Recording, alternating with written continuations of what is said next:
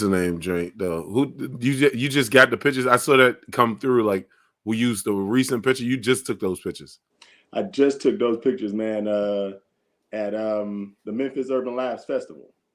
That shit's a Oh, nice. Yeah, one of the they did hit. Was that part of your like? Was that part of the deal? No, it was actually like a surprise. One of the young ladies who actually I know from we've done a few Zoom shows together. She happened to be there at the show at the event, and so she was doing free headshots for everybody. So it just worked out that I just happened to be there and got some free headshots. Free headshots.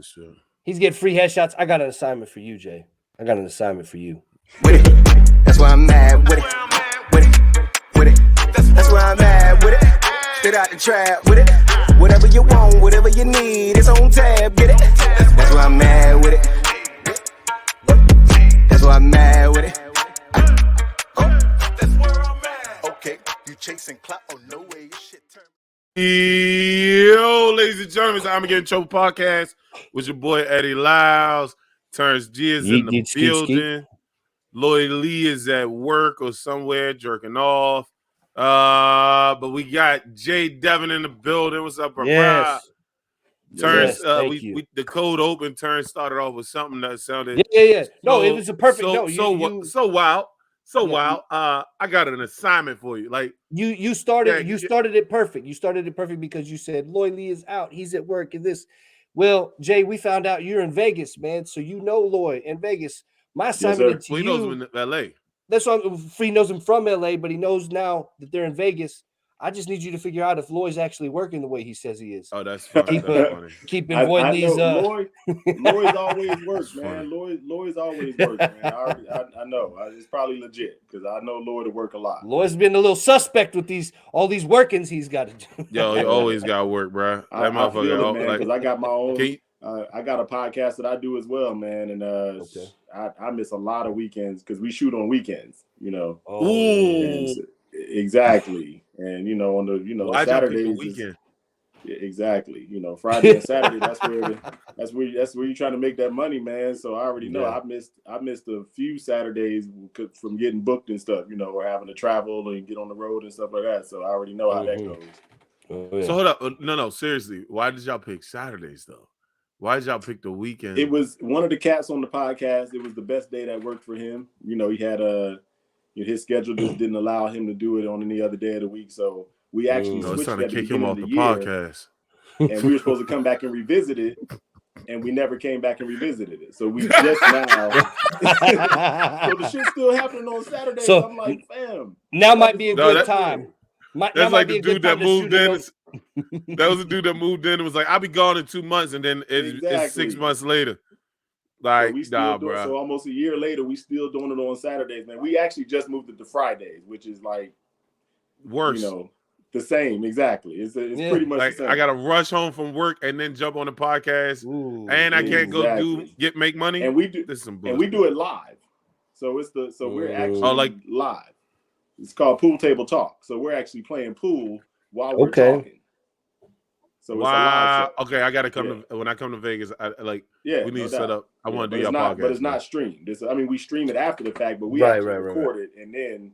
No, I still want to do it. Like, listen, comics that play pool, because a lot of people don't know that I actually play pool. Like that was like my first love was pool before I started doing stand up and took away from pool for me because the times that you use to get better at pool, you got to be out doing stand up. You know what I'm saying? So it was during the pandemic, I went back and played top league and went undefeated. And then as soon as pandemic lightened up a little bit and we could do comedy, I went winless the next session. I was just like, all right, it's about time for me to quit again. I love pool. So if I could chill with comics and play pool, that's the best of both worlds with me, brother. Yeah. How long? Go ahead. Oh, go ahead. No, go ahead. Now I was gonna say, how long have y'all been doing the podcast? We started it in September 2020. Okay, so over a year. Yep. So yeah. So, you know, we were pretty consistent at first because of course the pandemic, nobody was really working and stuff, you know. And you know, once the pandemic ended, you know, I had to get back out there, you know. So I got back on my grind, and you know, we all, you know, just, you know, we still trying to make it happen. But like I said before, those Friday, Saturday nights they brutal, man. It's you know, bitch. I mean, not only that, you know, most of us have women, you know what I mean?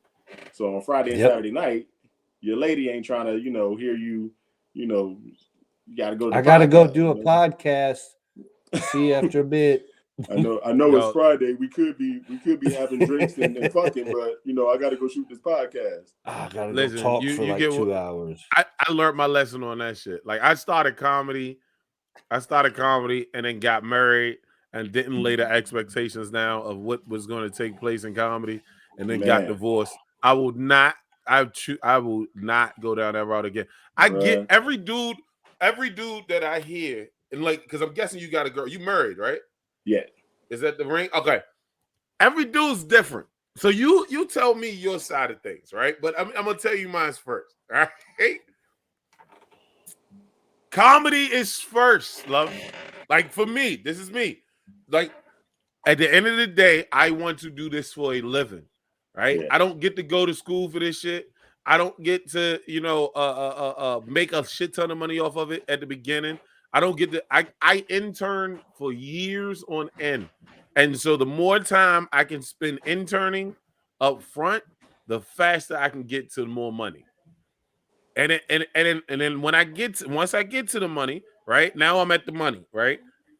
The more time I go to a day job and then I have to work around your schedule to do comedy, the more I'm gonna need a fucking day job.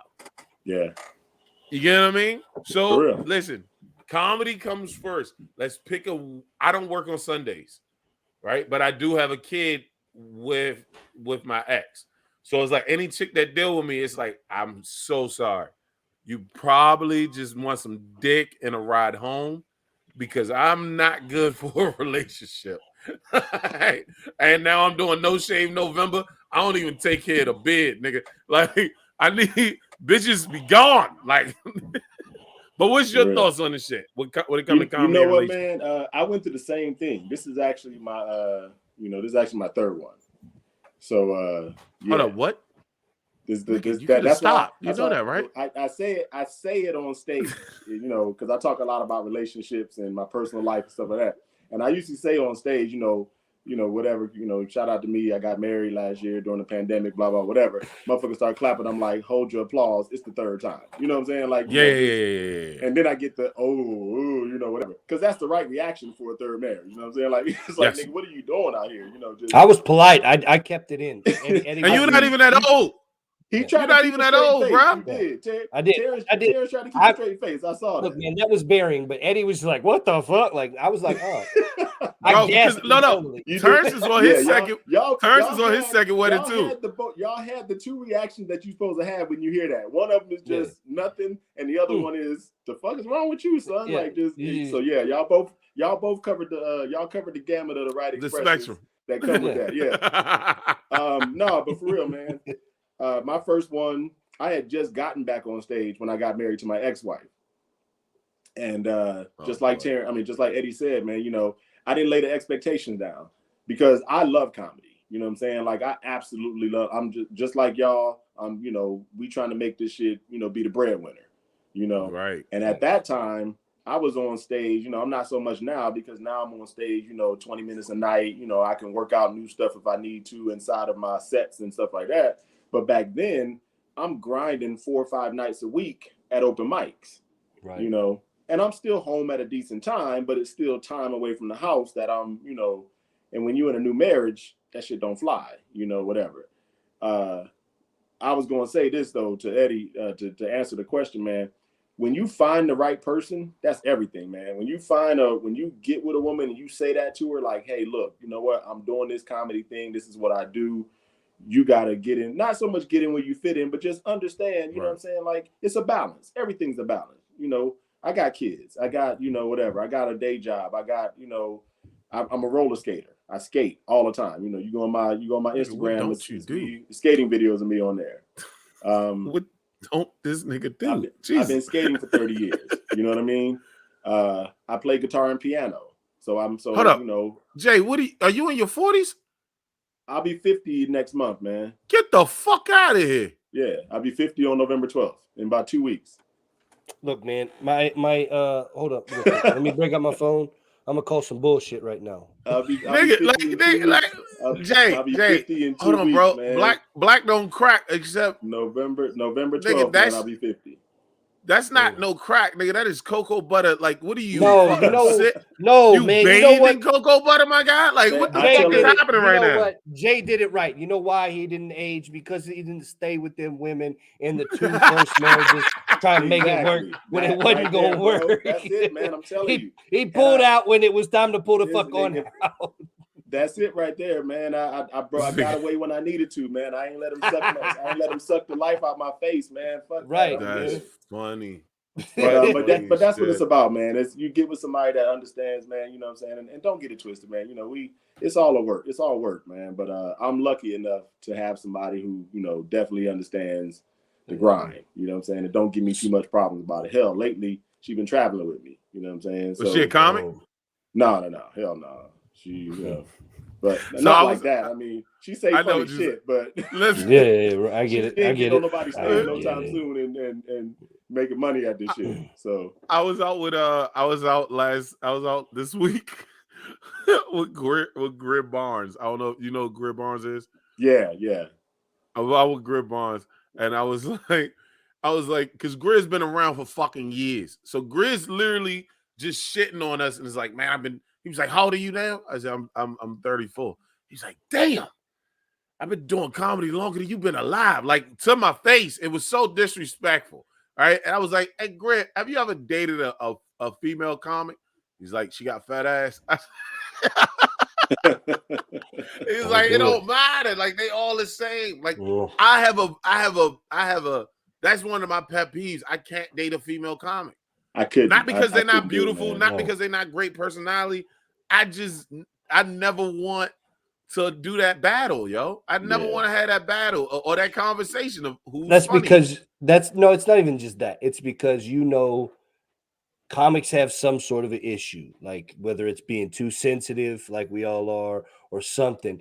You just know that there's for sure red flags. Like, other women can at least do a better job at hiding them. Yeah, the red flag is we do comedy. Like, that's what I'm saying. Like, you can't hide that red flag. You can't hide that. Every chick that dates a comic is fucking nuts themselves. They could be beautiful, a great person, and all that, but there's something wrong with anybody that's dating a comic. Like, for sure, because we are fucked up. Unless you're a Christian comic. If you're a Christian comic, I get it a little bit more. Like, you making jokes about the Bible, baby. I don't know, man. Some might say it involves little boys a little much. Depending on the route it goes, fella. Depending on the route it goes. Bro. Hilarious. I've never heard this guy's wild. Son. So all right. So why'd you move to Vegas? Because most people like I keep hearing LA people keep moving to fucking Vegas. Yeah, it's a big everybody's coming out here now, man. For me, at the time when I moved out here, I was actually with my second wife. We were on the outs, but you know, we were still halfway trying to work shit out. And she moved my daughter out here. So I was like, you know, I wanted to stay close to my daughter. So I followed her out here. Yes, fact. Yeah. 3 months later, you know, shit was in whatever. I got my own place and I've been out here, man, you know. So yeah. I did so that. How long you been doing comedy, my man? Like how long this is my second time around, man. Okay. I was doing comedy back in the 90s. Okay. From like 94 to about 97, 98, about 3.5 years. And then I stopped in 98, took 15 years off, and then came back in 2013. And I've been on the grind since 2013. So I just say 8 years just to not have to tell. So what was the purpose of the break? I appreciate that. I appreciate that. I did it for a year. Because most motherfuckers will be like, oh, no, I've been doing it for like 26 years. Exactly. Nah, man. I ain't lying ass nigga.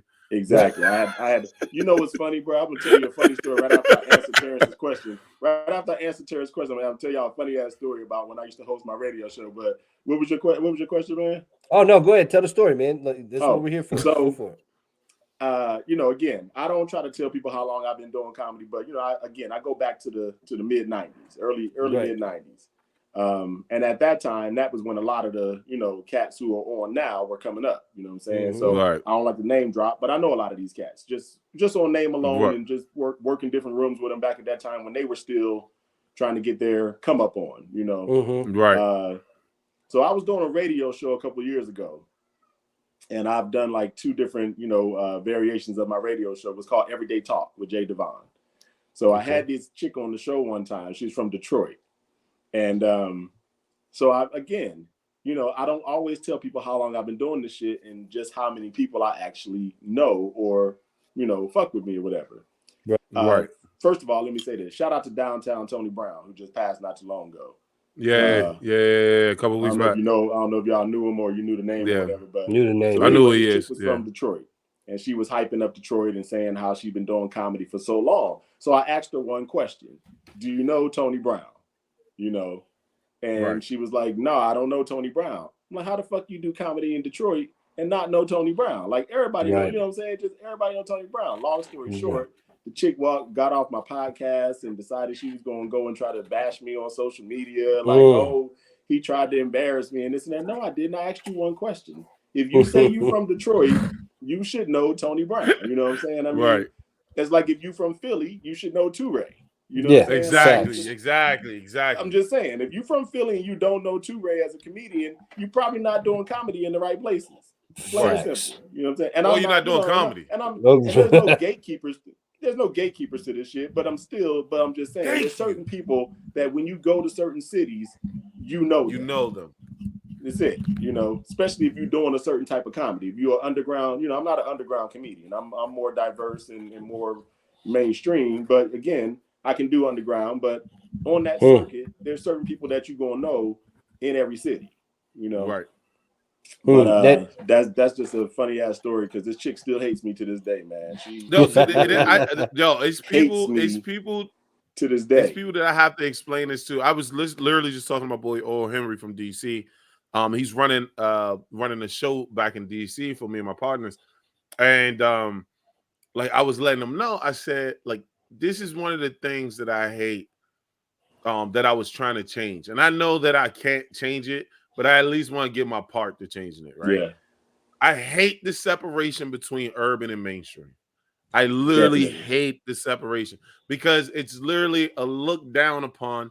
Like urban comics are like, yeah, you're a mainstream comic. It's like, bruh, like you can try your best to tell me I'm a mainstream comic in the correct, quote unquote, correct sense. But bro, you saying that shit to look down on me.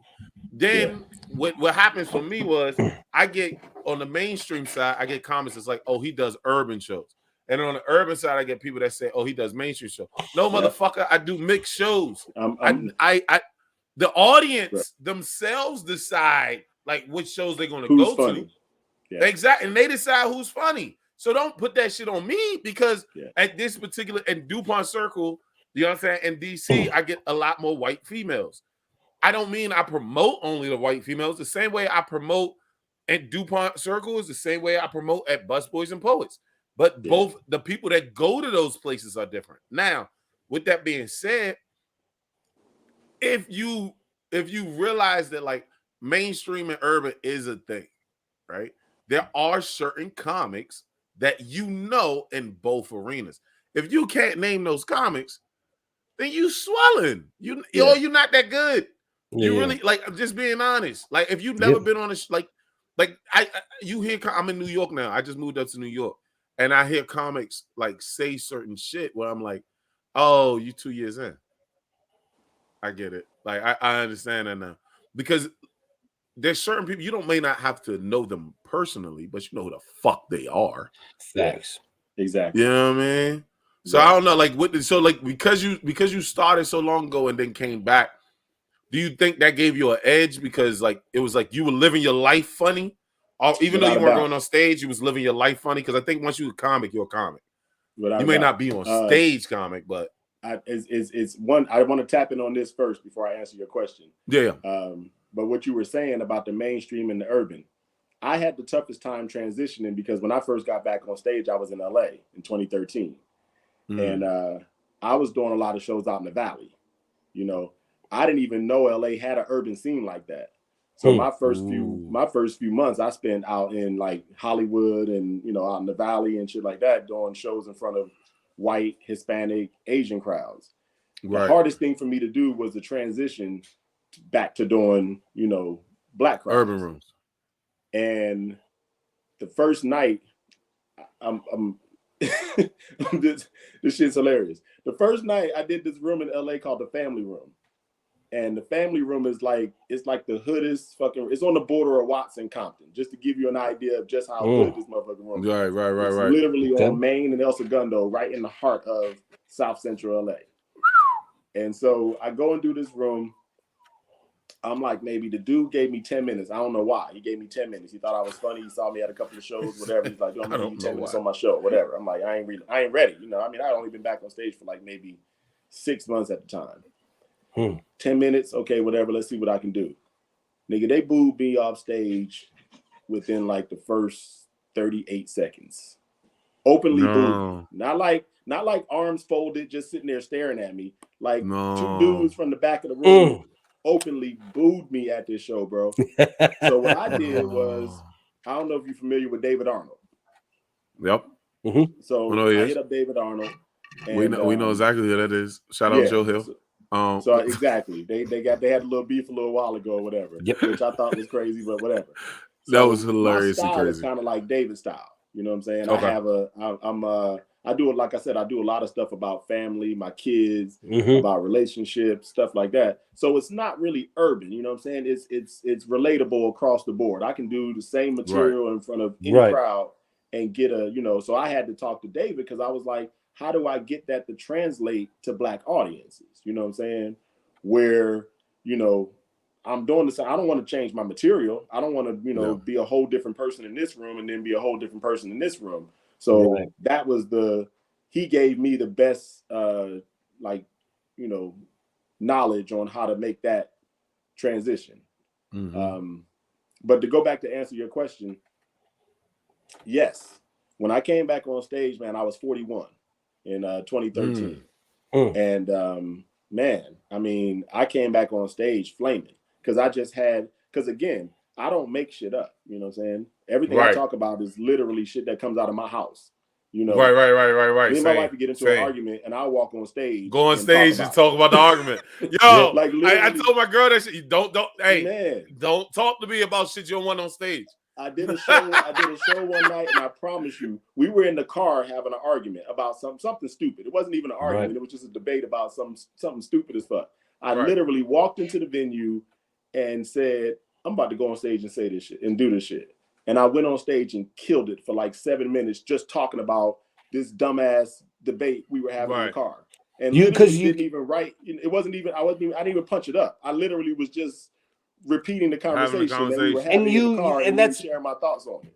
And that's the thing, is you can never seem to capture those moments the same, right? Like from that fresh, right where when you're telling that story, for whatever reason, things are just humming. They're firing the right way because you've got the emotions tied to it, and you can just pat. That. So like, I'm always interested in our guests and their creative process, Jay. So like, you said that what you talk about is everything that comes out of your home. So relationships, fatherhood, all of that stuff. But what's your creative process like? Are you like that guy that writes a lot and then he takes it to stage? Are you just like, hey, I'm just going to hit the stage and we'll see what happens and we go from there? Is it a mixture of the two? What do you got going on? It's a mix of the two. Like I said before, because it comes like, and you actually beat me to the punch, but I appreciate that, man. A lot of times, the best stories that I tell are stories that when I tell them, I'm in the moment. You know what I'm saying? Like, just like I'm literally feeling that, you know, the story as I'm telling it. And it makes it so much easier to tell the story. You know what I'm saying? Like, just what I normally will do is I'll have a story that I want to tell. I'll go on stage, I'll tell it. And then from, you know, repeating the story 2 or 3 times, 5 times, 10 times, whatever, that's when the wordplay will start to happen. That's when I'll start to, you know, move this word out and put this word in, or you know, take a pause here before I say the next thing, or you know, make a face, you know, whatever. And that's usually my process. And I'll write every so if I have something that I experience, but it's necessarily not, you know, my experience, you know what I'm saying? Like I'll just see something, or I'll, you know, kind of come across a topic or whatever. Then I'll write that down and I'll, you know, scribble shit out. But it's still just, you know, for me, everything is just verbal, man. I can't write too many words without, you know, like, oh, that don't, you know, it don't sound right. You know what I'm saying? I got to actually be saying it. And then as I'm saying it, that right word will, you know, will come to me. And then I'll be able to, you know, remember that word and throw it in there every time I do it. And then eventually I'll, you know, but I got mostly what I have is a bunch of notes. I do the same thing, bro. I literally do the same thing. I try to tell people this all the time. Like, when I came up to New York, one of the biggest things that came up was a lot of people were like, yo, you were up there, you were funny, but you weren't even trying to be funny. And it's like, y'all, like, that's because like I didn't write my jokes in a closed closet, exactly, and then bring them to the set. Like, I wrote a joke. I like had a story that happened at home. I went on stage at an open mic, and this is why I'll never give up open mics. Like, I know everybody's different. My mentor is Tony Woods. So until I see Tony Woods not going to open mics, that's when I'll stop going to open mics. Other than that, nigga, I go to open mics. I don't care. That's just how I am. You get what I mean? But I use open mics for those situations. Like, oh shit, I had an argument at home. Oh, I had this happen to me at work. I had this. I take that bitch on stage, and then I just talk about my day. If I find something in there that's funny, then I go back home and write that out. When I write that out, I develop the joke at open mics on stage. Now, I tell people this all the time. That's not a great way to go, but not for everybody, because you never, especially in New York, you never know who's in the room. You know what I'm saying? Like I've been this week alone, every day that I've been out, I got booked on a show because of what I did on stage. Nice. This week alone. You get what I'm saying? So it's like, and I'm not known in New York yet. Like, I just moved here, 3 weeks ago? Yeah. You know what I'm saying? Like, so like I don't know. I don't really know too many people over here. I know some people because of the stuff that I do at home, but I don't know that many people. But yeah, when you go on stage and you start developing these jokes, sometimes they come off bad. So it's not a great style to teach new comics, in my opinion. What do you like? Do you think that? Do you think all? Not all, because if all of us did it, then we all sound the same. But do you think more comics should do that? Like, go take the joke on stage and develop it on stage, or do you think more people should write? It's hard to say, man, because here's the thing about that. You don't really know whether the joke gonna work until you get on stage anyway. Right. You know what I mean? Right. You can sit down. I've seen cats sit down, and I used to be that cat. I used to do the setup, execution, punchline, punchline when I first got back on stage 8 years ago. But then I realized that that's not my style. You know what I'm saying? I'm a storyteller. I'm a natural storyteller. You know what I'm saying? Right. So I can get away with telling a 3-minute bit about, you know, me and my wife arguing over toothpaste. You know what I'm saying? Right. And it's going to be funny within the story. And then at the end, I'm going to, you know, say something that's going to make it pop that much more. Pop it there. Right. But even with that, like, one of the biggest compliments I got, and then, you know, I guess the compliment, whatever, you know, one of my partners was watching me about 6-7 months ago. And he said, dude, I just watched you on stage for 30 minutes. I can't remember where you actually did a punchline.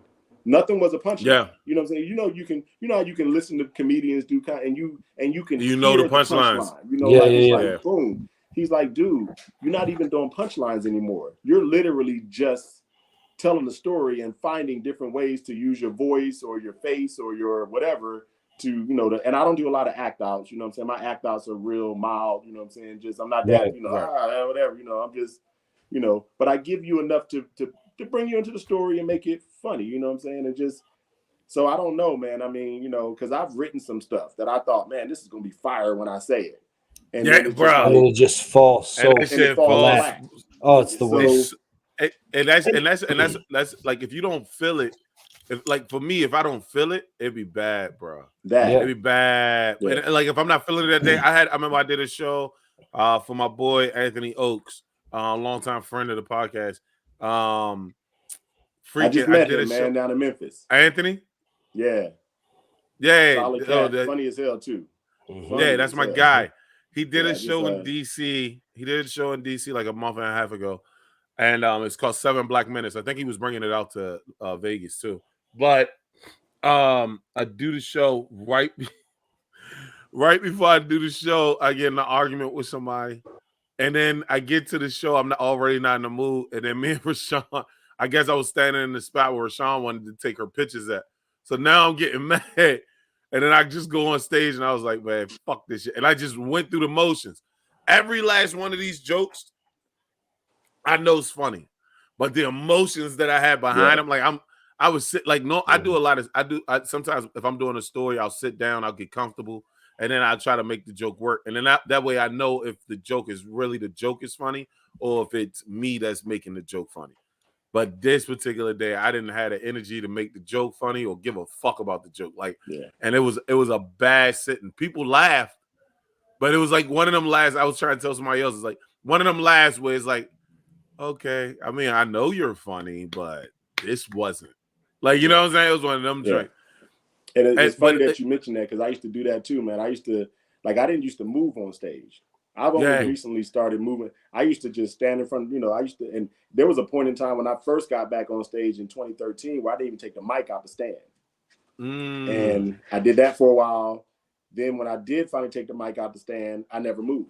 I would just stand in one spot, And one time I sat down in the chair. Big mistake.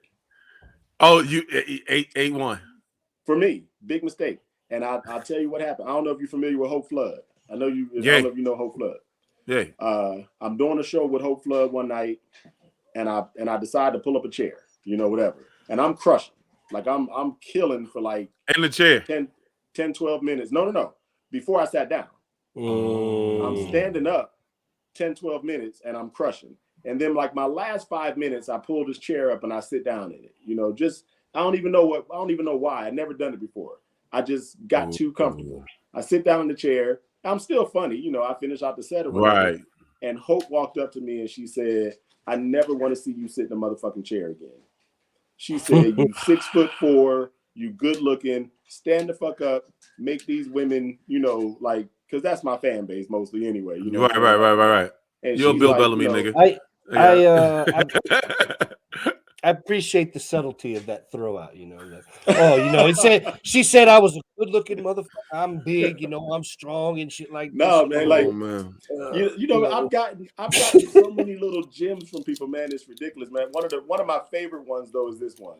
I don't know if y'all familiar with Louis Dix, old school veteran comedian from Philly. No, I'm not familiar, unfortunately. He used to rock with Mark Curry and Sinbad back in the days, Okay, I know those people. Curry, yep. Been in the game for years. Been in the game for years and years and years. Funny as fuck. And like me, does a lot of material about his family, his kids, being married for a long time, whatever. We're at Garrett Morris's club in LA. This is right before I left LA in 2015. We're at Garrett Morris's club. I'm doing like a nice 15-minute set and I'm in the pocket. Boom, boom, boom, boom, boom. Giving it to him. Boom, boom, boom, boom, boom. I walk off stage. He walks over to me. He says, hey, how you doing? Whatever. I'm Louis Dix. I'm like, yeah, I'm familiar with you, Mom. One of my mom's favorite comedians, actually. I said, my mom was a big fan of yours back in the 80s and 90s, whatever. I said, I definitely know who you are. And he goes, cool, whatever. He said, how you feel about your set? I said, I felt pretty good. He said, cool. He said, yeah. He said, you funny. He said, I can tell you right. You put some thoughts into your words and stuff. You got some good wordplay and some of that. He said, but I don't know shit about you. And that shit had me, it hit me right. I was like, what? I was like, I just sat there for 10 minutes, 15 minutes talking about my wife, my kids. He said, but I don't know nothing about you.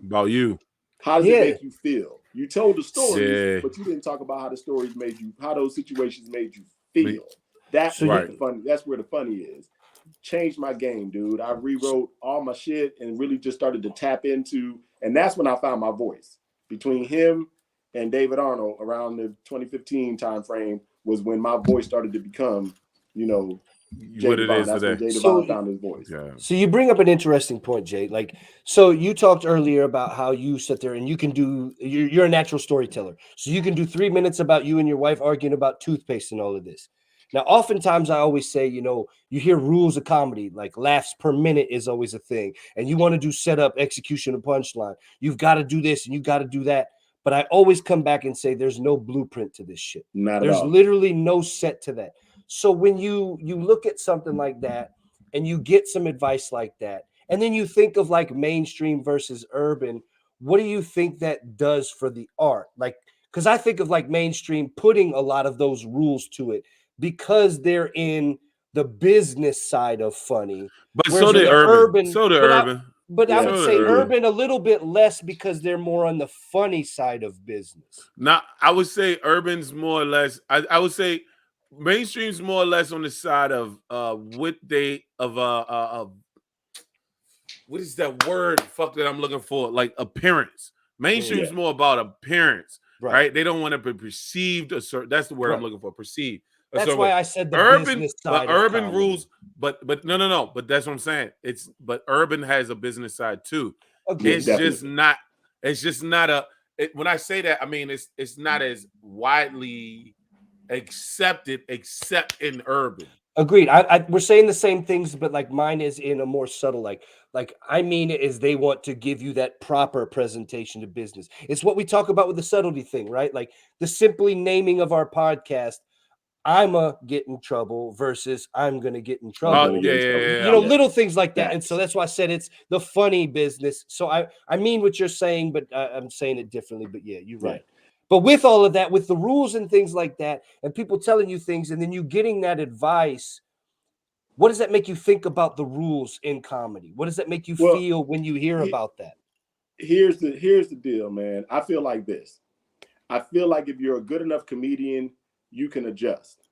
You know what I'm saying? Like, if I need to do a hot 3, I can do a hot 3.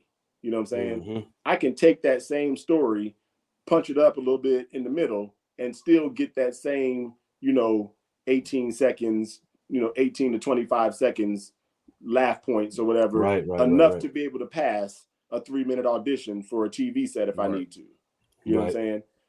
And, same thing with urban. You know what I'm saying? I can walk into an urban crowd, do that same bit about me and my wife arguing about toothpaste and get the same reaction that I would get in front of a TV crowd, for, NBC or some shit. You know what I mean? Just it's the rules are there, but once you got to be flexible enough to be able to, to understand the game on both sides. If you plan on doing both sides. There's a lot of cats that's like, oh, you know what? I ain't even going to deal with the politics of mainstream. I'm just going to stay on the urban side. You know what I'm saying? Right. Then there's a lot of cats who say, oh, well, I'm not going to deal with the urban side because it's whatever. It's too hood. It's too loose. It's not, it's not structured enough. It's whatever it is. And then they decide they want to do the mainstream side. I can honestly say at this age, at my age, and when I came back on stage at, 8 years ago, I really didn't know what I wanted to do. You know what I'm saying? Like I just, I was just trying to be funny, and I had to figure that out. I had to figure out how to be funny for the urban side. That's still, even today, that's a struggle for me. You know what I'm saying? I can do it. I've done a lot of great urban rooms and I've crushed them, but it's still that, you got to put more work into them. Exactly. I'm also not the cat that's going to come in and try to give you a whole bunch of stuff about, like the same old, barbecue and and EBT and the older lady with the high bed and all this other shit like that. All this shit that make her look bad. Y'all are starting to dabble into some shit that's going to get us all in trouble because but it's some real shit. We had this conversation too many times, bro. I'm with you, but you also know we know comics that are going to be upset if we say that it's just that. I don't give a fuck. I'm just saying there is. It's not just that though. Agreed. Here's the beauty. Here's the beauty in that, real quick. I'm okay. Man. We can get in trouble. When I went to Memphis, I was actually shocked. I got to tell y'all how shocked I was in Memphis at the level of comedy. You know what I'm saying? And it was an urban festival. It was named the Urban Comedy Festival. Right. It was run by a young lady named Latoya Pope. Yep. I we love had her on the podcast. She's an alumni of the podcast. She's hadn't fantastic. Hadn't met her until I got down there, man. Beautiful soul, funny as hell, the whole nine. A lot of comedians were there. You mentioned DC. Patrice DeVoe was there. Gina G was there, who used to be out here in LA, but now she's out in VA. But I was shocked that Gina started in LA. I thought she started in Florida. No, she started in LA. She started in LA at the J Spot. No, Gina. Okay. Gina, yeah. Gina started in LA. Yeah, Gina was in LA. G? Yeah, she I didn't know Gina was in LA. We had Gina and Patrice have been on the podcast. Yeah. Patrice, but I know Patrice because Patrice used to come to LA. And you mentioned Anthony. They did a show out here a while back. But I was shocked, man. I can't lie and say that I wasn't shocked at the level of comedy that these cats performed at. You know what I'm saying? It wasn't just the, and honestly, I was expecting just the regular run of the mill, the old hacky, urban shit. Nah, man, them comedians in Memphis brought it. And it was more of them from around the country as well, but it was refreshing to say the least, man. Cause I'm here in Vegas, man. And, again, it's a lot of cats out here that's trying to bring back Def Jam and Comic View, my nigga. And I'm just like, hey, fam, let that shit go. You know what I'm saying? Like, we got better things to talk about. You know what I mean? So we got go ahead. Because to me, if you're not doing comedy from your heart, from, and talking about who you are, what's the point, man? It's just, there's no point, man. I can't get you. Eddie was saying it earlier. Even when people give me tags, I go, that sounds great, but that's not me. You know what I'm saying? Right. I might try to work it into, maybe trying to make it. But if it just really don't even sound like me, so people give me tags all the time, and I'm just like, that's not even my voice, fam. I wouldn't even sound right saying that. So I'm not gonna say it. You know what I'm saying? Because honestly, man, what I think sells me more than anything, one, I'm relatable, again, because I talk about relationships, being a father, corporate America, just being a black man in the world or whatever. But what makes me even more relatable is that when people hear me talk about stuff, they can see it happening. You know what I'm saying? Like, if I'm watching you on stage and I can't see that story being part of your life, I'm checking out. Plain and simple. I'm checking out. You know what I'm saying?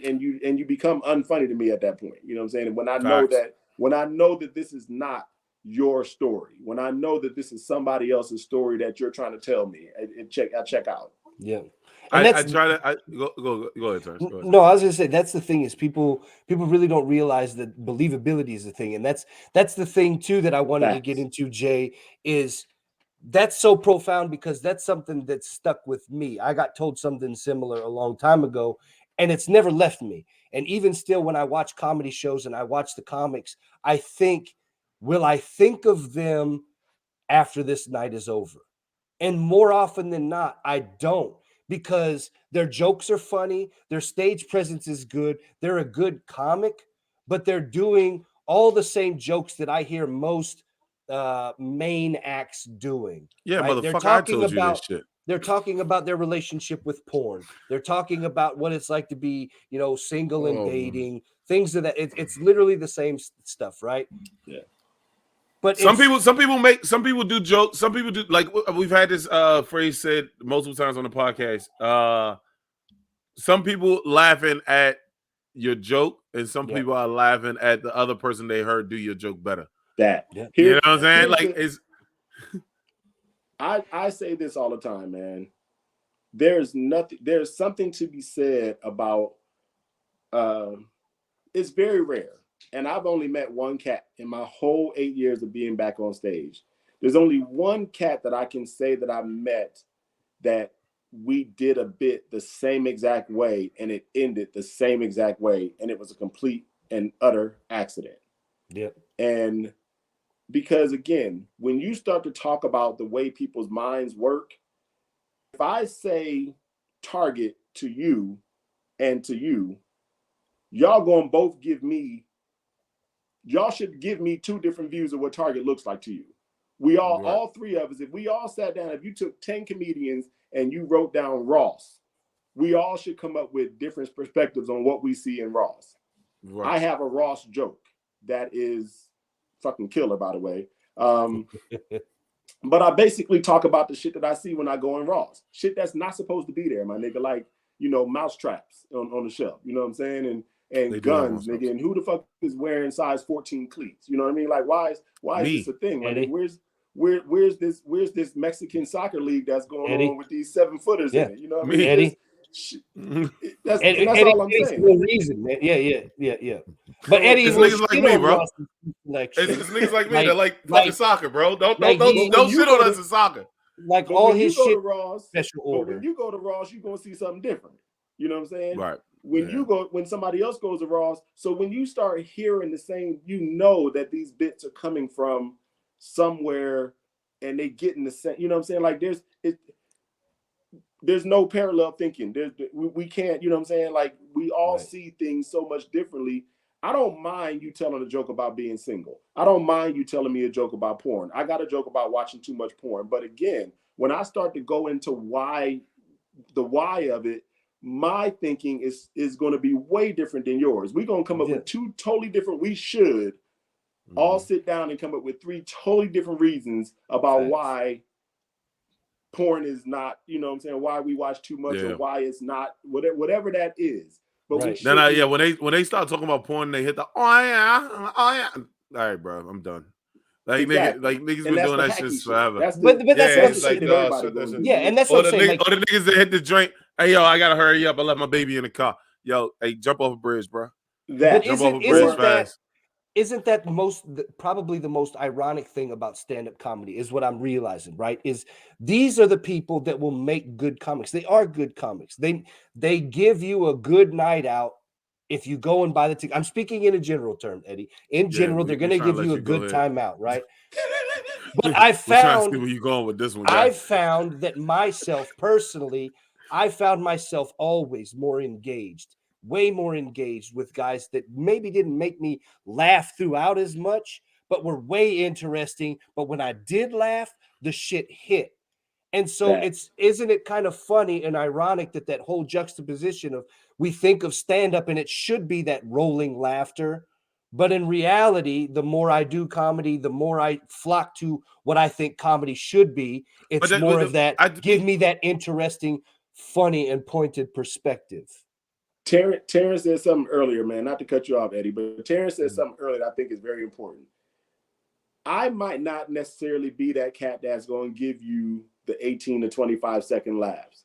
I'm not having cats fall out of chairs and shit. That's not my style of comedy. My style of comedy is very direct and straightforward. If you watch any of my clips, you see it. But without fail, I will always get a message that goes, man, me and my husband still saying that shit that you said to your wife the other morning. You know what I'm saying? Or that you said to your wife the other morning. Like my husband been saying that shit to me for the last month now. You know what I'm saying? Or whatever. I just got a message from somebody like maybe 3 days ago where they was talking about something that I said on stage, 2 weeks ago, where they literally sent me a message and was like, dude, I just had to let you know that, that bitch you told about your son, I'm still right now laughing about it. And I don't think, I've never really thought like, man, do I have any bits that are just, I know I have a few that are just like memorable, you know what I'm saying? Yeah, but that is the difference between me listening to you tell a story about, dating this older woman with the high bed and the pills on the dressers and named Gladys or Ethel or Bertha or whatever the fuck it is. And then I've been knowing you now for 10 years and I ain't never seen you date nobody over 35. You know what I'm saying? Right. So who are these old women that you telling these jokes about? Right. And I ain't never seen you with anybody over 35. Now I know that's not yours. You know what I'm saying? And now I can't believe you no got more. That from somebody else. Yeah. I try to do like a lot of my jokes. I do a couple stories where when I tell this story, when I tell this story on stage, people will be like, that's not real. And they're like, nah, that's no. And exactly. I try my best not to do the story unless people that would, because luckily one of the stories happened with comics. So I just try my best to only do that story when they're around or when I'm featuring them. You know what I'm saying? But when I was doing it, when I was working the joke out in open mics, motherfucker was like, "Oh yeah, you just making that shit up. You just making that shit." And at the end of the day, once people start resonating that like, oh, this is real shit. Like this nigga only tells jokes from like it's a comic. It's a comic. Or and I need to rephrase this now because I've learned a lot more in the last couple months. There was a comic that I met who did it like a situation happened to me, but it fit one of my jokes, and it happened to me in front of him, and he came back to New York. And I don't know if he was doing it before this situation happened to me or not. But in this situation, I used my joke. Right? The joke then started being, I get a tape back because I do certain things, like certain shows. So I get a tape, like, hey, get this dude the headline. And in that tape, he does the joke. All right. So I'm like, yo, like, this nigga is doing my joke, but I don't know him. I didn't remember him at the time. Right. Then I put two and two together. I remember the dude. I go to Philly. I do a show. When I do the show, I'm ripping, right? I'm trying my best to rip. I hit this joke. This joke normally gets a big ass laugh. It doesn't. It gets like a mediocre laugh, right? So I get off stage. Everybody's like, yo, you were funny, da da da. A white guy who's a comic, was an improvist, not a comic, walks up. He's like, hey, that joke that you did, it didn't get, I can see you like fall back a little bit. It didn't get the laugh that you think it should have got because somebody did it before you got on stage. I had showed up late. I got to the show a little bit later. A comic that I don't know at all. Never met this guy in my life, right? Like 5 years in. Does a similar joke to my joke. So then I'm like, maybe he knows the other guy. Doesn't know the other guy either. It was just a whistling. Yeah. It was just a coincidence. It was a situation that happens too often that I then turned into a joke. And I had to re-curtail that joke and change it up. I say all that to say is because I like now that I re-changed that joke up, and it's the joke is no lie. Like, you know what I'm saying? It always happens. But because I shortened it, I took certain shit out and I just left it. Like, I was like, oh, this joke doesn't need all of this. Cut the fat. Cool. And I cut this one part out. It's getting a bigger laugh than it did when I had the other shit. Yeah. And it sounds different from their jokes. And it's like, yeah, because when shit happens to you, you realize that, like, you don't have to say every single detail of what happened to you. Once people realize or see that, like, this could possibly happen to you, it's way more funny. And so I love only going with my stories. Like, but I hate, like, some people that do the relationship advice and they talk about females of the opposite sex or I don't do that stuff more or less because I'm like, I'm such an ally to people. Like, I ain't got time for somebody to be like, oh, so you don't fuck with women now, son? Like, yeah. Oh, fuck. It's funny that you mentioned that because I used to get that a lot when I got back on stage. And actually, Hope Flood gave me that advice too, because when I got back on stage, man, I used to be rough on women. I used to stay on women's head. Like 90% of my material was just like, you know, and it wasn't bad. It was just me just talking about my own experiences. I had already been married once and, you know, a bunch of relationships and stuff. But I want to just double down on what you said, man. I love when people come up to me and go, you know, and they don't even come up to me a lot of times. Like I said before, you know, a lot of times I got my lady with me, you know what I'm saying? Mm-hmm. And they'll come up to her and go, is he really like that? Does he really say stuff like that? Did that really happen? Yes. And she'll be like, oh yeah, that just happened this morning, or that happened, whatever. Because they don't believe that, you know what I'm saying? Like, they don't believe that I can be that raw on stage about, you know, my relationship. You know what I'm saying? Or whatever. A situation. Yeah. I can't tell you how many times she's had people walk up to her after a show and go, oh my gosh, how do you put up with that? How do you deal with him talking like that and going on stage and talking about your life, like talking about your home, your house like that, and your personal life and shit? Bitch, you here now. You know what I'm saying? Like, you knew what it was when you got in this. You know, I was about to say, part of what made her catch this dick was this funny. All right, so that's what it is. That's what the Oh fuck no, that dude! is. I did a All right. joke. I do a joke about how much more I love comedy than I could ever love another female that's not my daughter or my mom. Like, and that's hilarious. That's hilarious off top. That just that's hilarious. Just that sentence right there is going to make people lean in and go, "Oh what? Shit, what the fuck?" Yeah. So, and I did that, and I was dating a chick, and I did that while she was in the back of the room, and like literally, people walked down and was like, this is awkward." Like like you said, like you hit it on the nail on the head. I know we got to get out of here soon. But you hit the nail on the head a little bit earlier where you said, like, I love when it resonates with people. Like, it doesn't have to be super funny all the way through. No, not at all. Always, and this that's what I'm saying, man. That's but the this is beauty this is where I was trying to tell you, Terrance. I mean, not tell you, Terrance. I'm sorry. This is what I try to tell some comics. I'm like, this path feels more right for me, right? Like, besides the rape, take out the rape. Bill Cosby's the greatest comic of all time for me. All time, nigga. And when Take I out say the that to great- people, they look at me like I'm crazy, bro. I'm like, dude, Greatest comic of all that's the time. reason why my style is what it is. That's the reason Exactly. I'm a storyteller. That's Was just because I people watched can't Bill Cosby separate himself. feelings.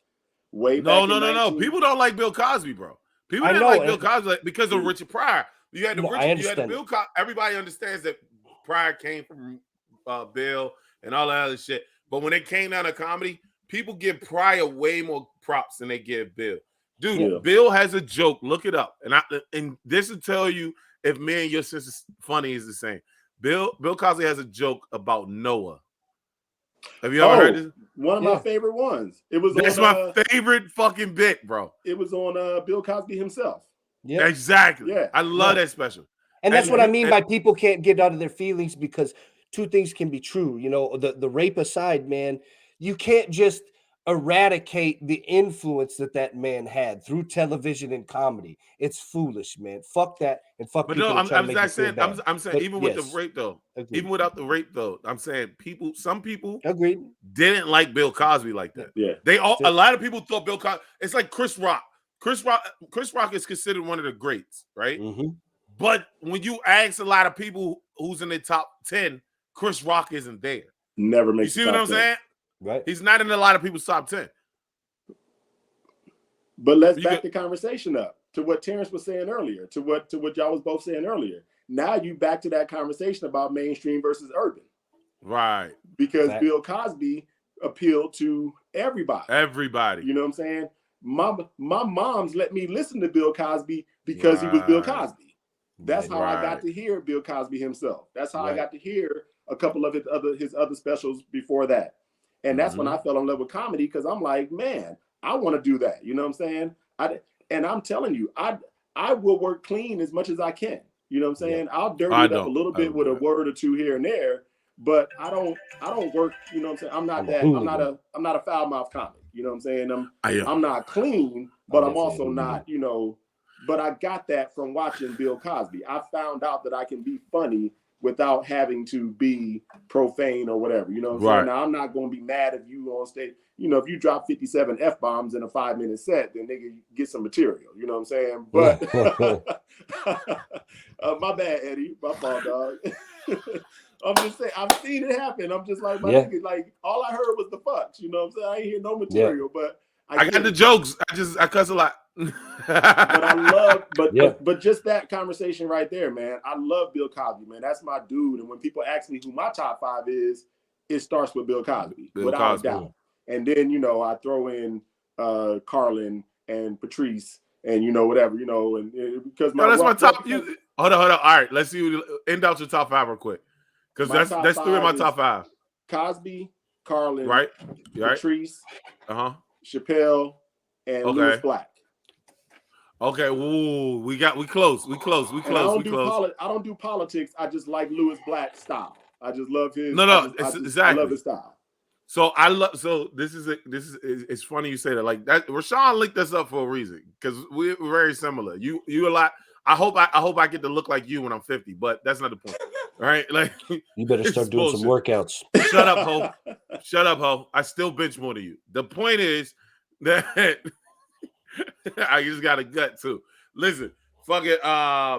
Mine is Bill Cosby, George Carlin, Patrice, Bill Hicks, and then Tony Woods and Dave Chappelle split for me, right? And so, and it used to be Louis Black. Louis Black was up there for me until I found out who Hicks was and realized that Louis Black got his style from Hicks. From Hicks. Yeah, but I like Bill Hicks too. I do like Bill Hicks, but I love Louis Black, man. I can watch.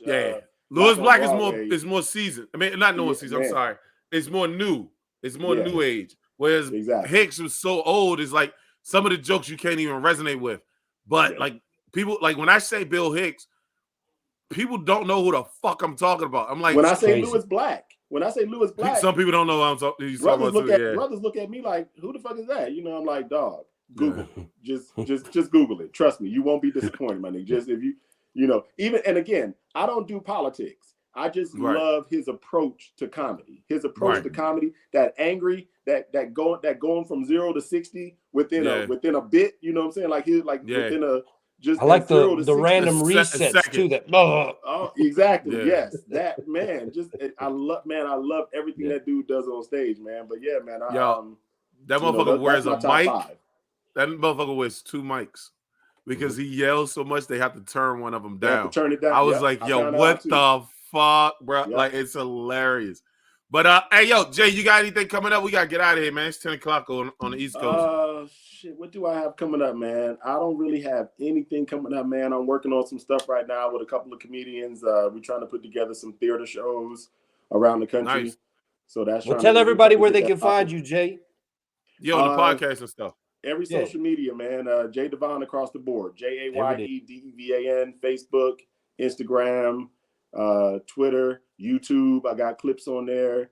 You know, I'm trying to get more social media savvy, man. I'm trying to just get that out there, man. I just had that conversation the other day, man. I got to start putting that out there, but I'm working on it, man. I'm hitting these clubs and trying to see if trying to get around the country to start working these clubs and stuff more too. So that. Yo, that's Jay Devin. How you say it? Jay Devin.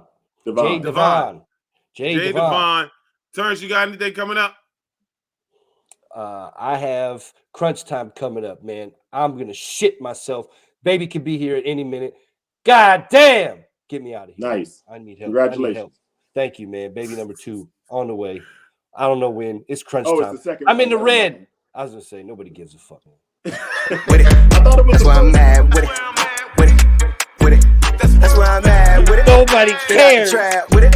Whatever you want, whatever you need, it's on tab. Get it.